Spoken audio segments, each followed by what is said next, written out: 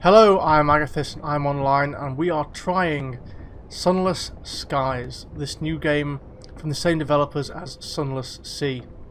In the last episode we just had a quick look around New Winchester, and we picked up some passengers who want to we picked up some passengers. Do we have a log? Yes. The fastidious inspector wants to go to Port Prosper, the settler wants to go to Lustrum, and the filmmaker wants to go to Hybras. So let's be off and see what we get. We didn't really explore Victory Hall much, so let's just have a look there. All of these are locked, but this one. Chat with the Endurant Veteran. Raised in the wake of the blockade of New Winchester, this magnificence of glass and steel houses the Colonial Assembly. Here, representatives of the independent ports of the Reach gather and quarrel. So she basically just says, go and get port reports. Her skin is brown and her hair is beginning to grey. She wears a heavy unbuttoned coat. Medals gleam in the shadows behind its lapels. One half of her face is scarred from frostbite. She is enjoying a quiet cigarillo while her peers argue in the Chamber of Assembly. You talk for a while about life in the skies. When her cigarillo is just a stub, she says, "I'd be grateful to hear reports of your travels, sir. I suspect all manner of strife and imprudence is going to kick off in the foreseeable. I mean to be ready for it." Cool. So that's fine. And I think Victory House says much the same. Oh, Company House. Yeah. Following the uprising, the fortunes of the Windward Company fell in New Winchester. Now their modest offices occupy an ex-tinning factory in the murkier recesses of town. It continues to smell faintly of beans. Chat with the prudent secretary. The foyer bristles with stovepipe hats. The prudent secretary pushes between them, narrow and unsmiling, with a blousy shirt and black trousers. The secretary's gender is the subject of some debate in the company canteen. The secretary's prudence, however, is not. I would be interested to receive reports on events in other ports, however small. The company has expansive interests. One never knows what might be important. Okay, so that's fine. Let us move on. All we have to do is move on. So we're going northeast to find Port Prudence.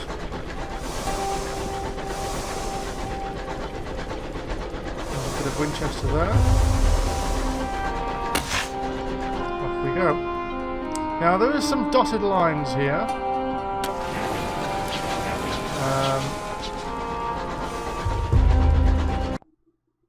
I'm not entirely sure what they all mean, to be quite honest.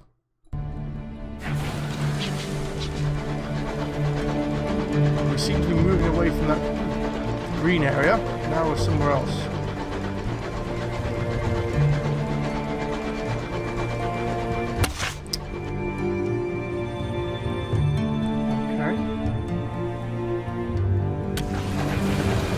A stopped clock. The fastidious inspector approaches you in the galley. "Captain, good day. I notice your ship's clock has stopped. Perhaps you permit me to repair it." "It wasn't stopped when I last looked." She has a little case of tools and a hopeful expression. "You prefer things to be right more than twice a day." "Sure, I'll permit it." She gives a grateful flicker of a smile and sets to work. Soon she has the back off the clock and has spread tiny cogs across the galley table.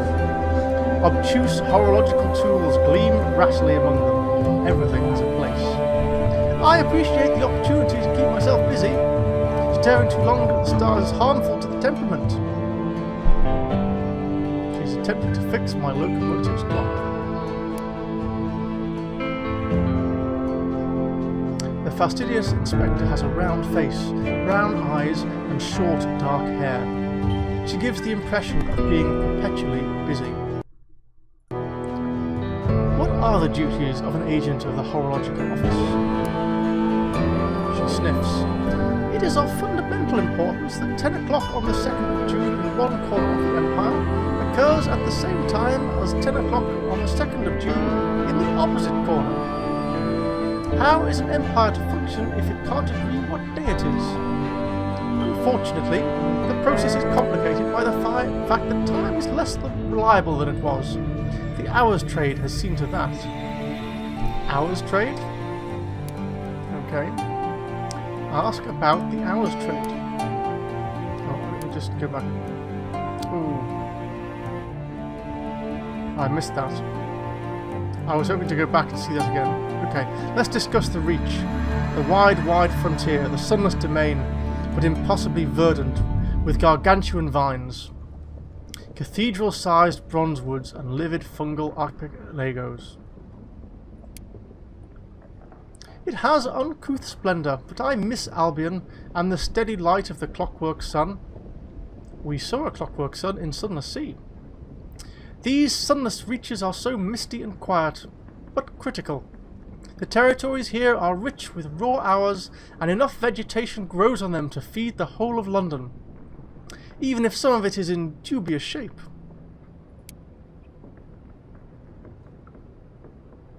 Ask about the hours trade. You've heard the Empress awards her favourites with gifts of years to extend their lives, and that you can become rich, mining for hours to satisfy London's hunger for them. Oh, hours have more uses than that.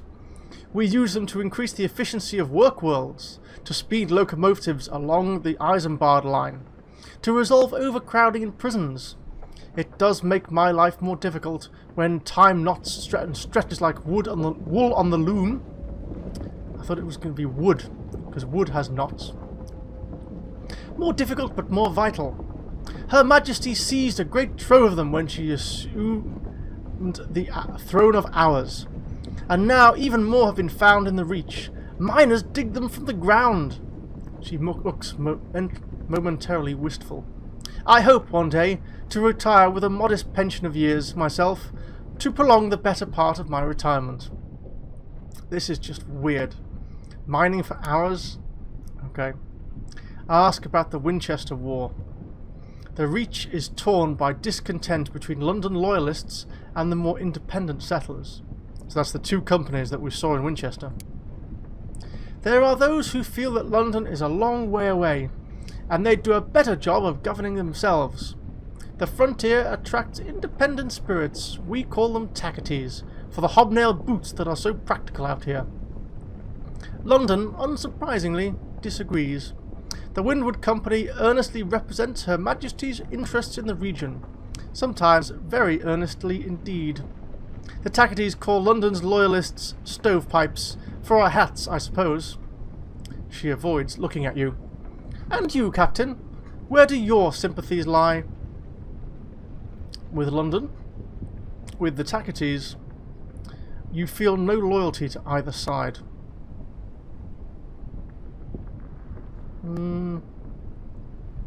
Well, she's with London. She's with the Windward Company, so let's just say with London. We remember our heritage and the Queen who led us to the skies. Glad to hear it, she says. Compliment her skills? Her hands are deft and sure. She polishes, she cleans, she reassembles. Thank you, she says. A small, embarrassed silence. It's possible the inspector is pleased. It's rather hard to tell. Good evening. We've got work to do. And to you, Captain. I think I should make a cup of tea. Onwards! I like that. Onwards! So, some sort of boulders and asteroids here. Now, that you can't crash into, but that you can. That's just too similar for me. You know? I presume I can. Can I? Oh no, I can't. No! I can't. That is crash interval. That is dangerous. Hold on. Let me just check. What's this? 21. Oh no, yep. And that one's solid. Okay. It's really hard to tell. Okay, onwards, northeast. Okay, and we still move. We can still move while we're here, which is pretty cool. But you can't steer. I would like to be able to steer on here. I think that would be nice if I could steer. Because in this mode, there's nothing really to look at. The music's gone again. I like the music. But if we're going to travel a long distance, you might as well just do it on the map, to be honest. More asteroids.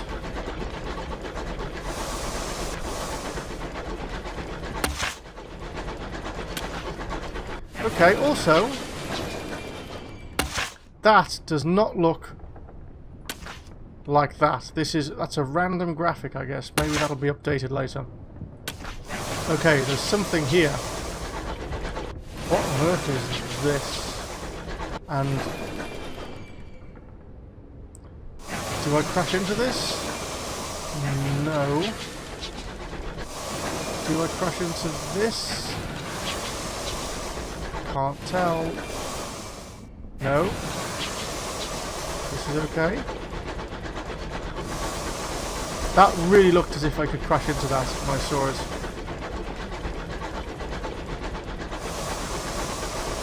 You know what we need? We need some sort of sonar.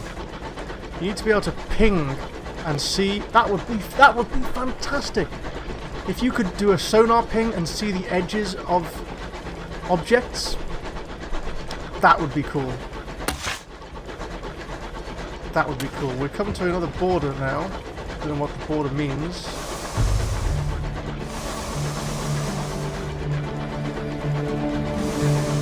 Ah, music. Don't know if you can just about hear that.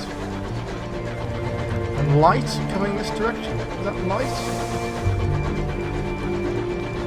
Oh, we're getting away from this kind of greeny stuff into this white area.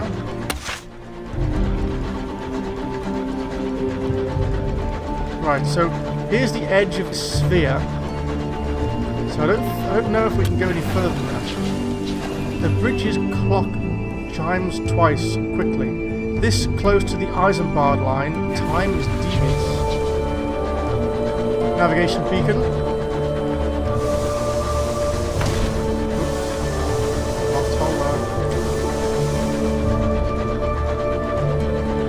What was all this? Just shadows in the wall. That's a train. Where are you going?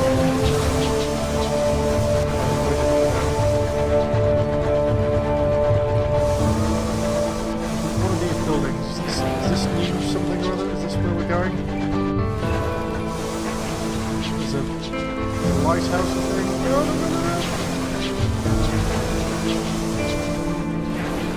The controls here really take some getting used to. One of these has got to have a name. Come on.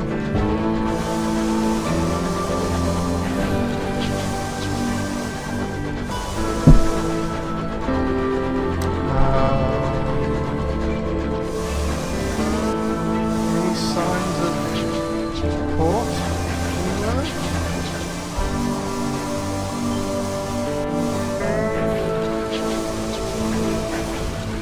Nope, so far.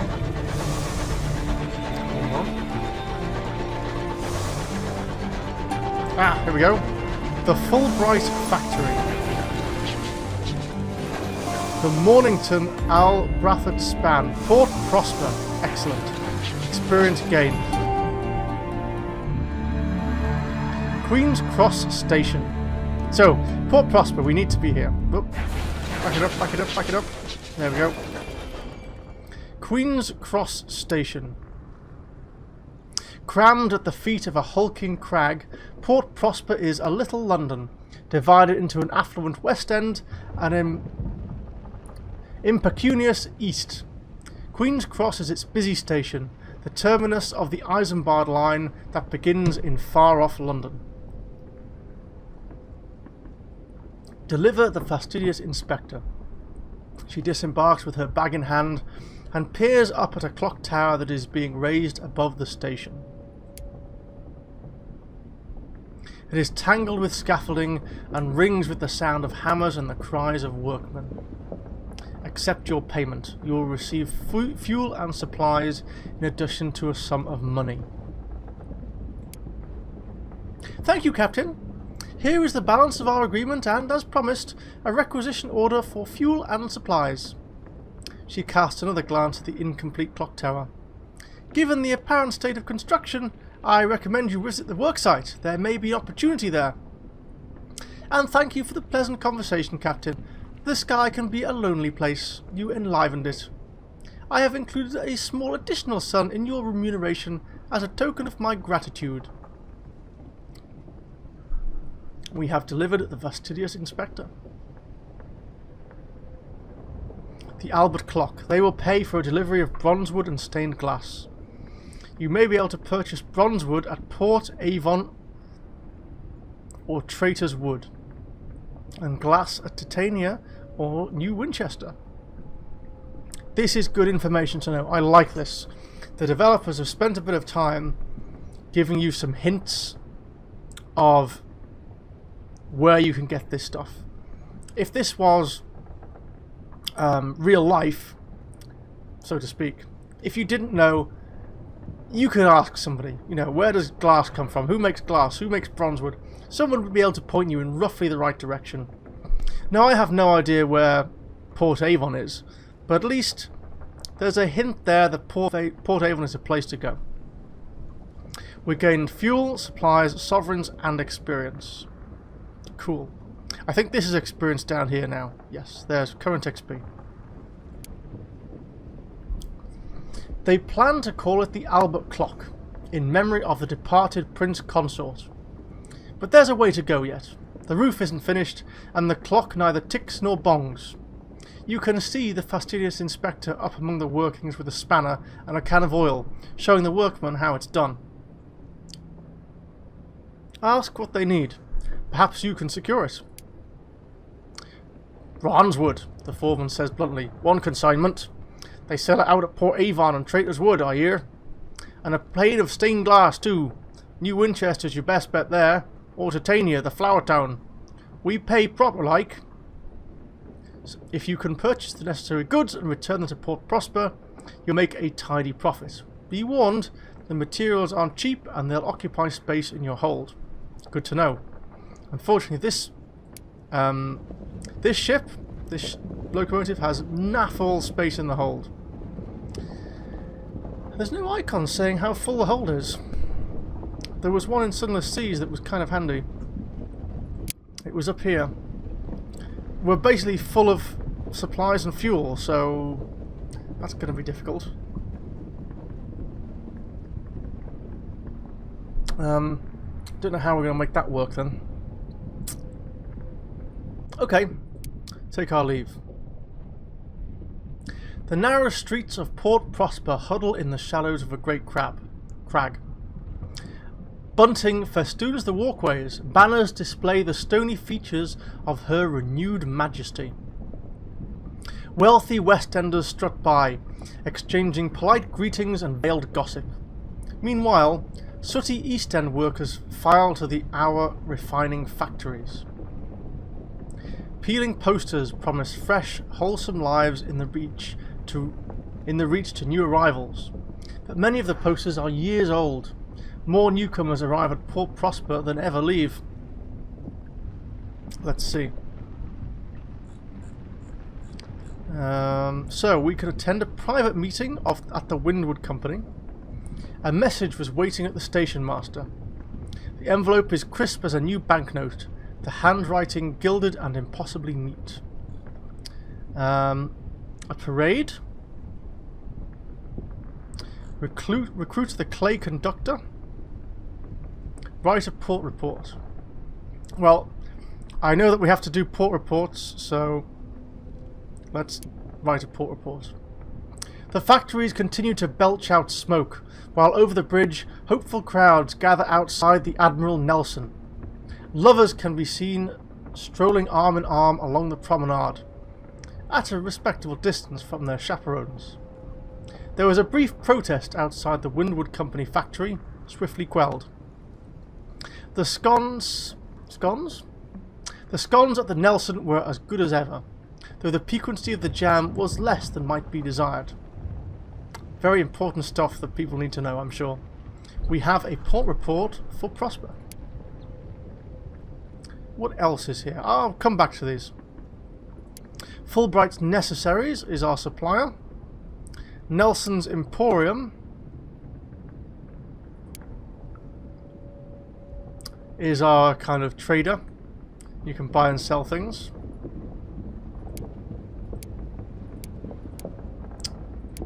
Right.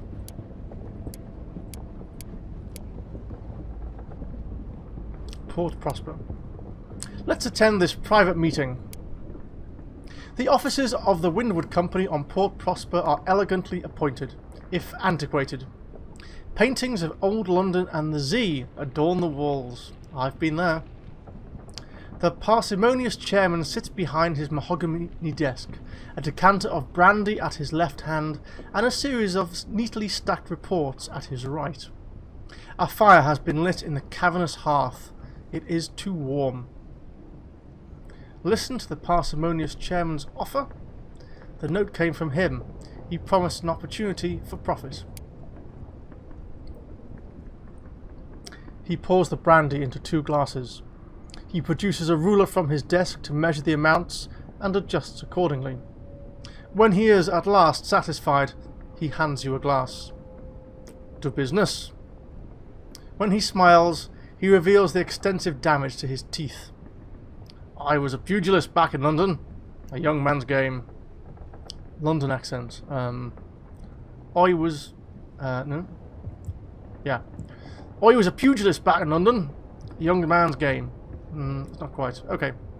He invites you to join him by the window, where starlight dazzles the sloping streets of Prosper. A place like this is only kept safe by toil, you understand. The pioneers who built it, the politicians who funded it, the people who defend it. His lip curls. The Tacites. Those who toil in such labour are rewarded. Proof is required, of course. Nameplates will do. We keep lists of their engines. What? You will hunt Tacity locomotives and provide their nameplates for the parsimonious chairman. Right. He smiles broadly. He refills your glasses. He allows another centimetre each. Cheers! Your glasses clink as another ripple of heat comes from the hearth. I'm glad there are some still in the reach, still dedicated to our vision. You've been tasked with hunting down Tacity engines for the Windward Company. Okay. Attend a parade. It is apparently the feast of the Red Saint.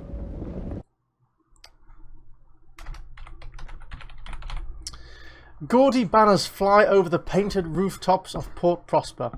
The smog of the East End is hidden away by giant posters displaying dragons in varying degrees of vivisection. Wow, dragons. The cramped streets are clogged with people. Wealthy West Enders promenade about the amusements, while impoverished East Enders work the stalls and huddle by the chestnut fires for warmth. A painted dragon pursued by knights is chased through the crowds to a chorus of "Ha, the riding!" Mingle with the West Enders. Or mingle with the East Enders. Or fraternise with everyone. The hats, the crinoline, the starch that gleams on the moustaches, you're sure you'll fit right in. Lurking in the tents or manning the stalls in the side streets or scowling at the passing gentry, they seem more your level. Skyfarers are not limited by the rigid social structures of Port Prosper, but neither are they beloved for it. Well, I'm a bit of a tramp. I think I'll fraternise with everyone. You are treated as a curiosity and viewed from all sides with suspicion. Still, you find yourself in conversation with an elderly colonel who has retired to Port Prosper. A bulwark of sanity, he calls this, a line in the sand against all the stuff out there. He introduces you to one of the riders in the procession, who takes you on a tour of the carnival. You converse with chestnut sellers and flower arrangers, drink in the outdoor pubs, and dance with several of the vaudeville players. At the end of the day, you've learned many names and faces, and even acquired a few calling cards. We are tolerated by the prosperous West Enders, and we are tolerated by the impoverished East Enders. Okay. Singing can be heard from the Agbanon Spring.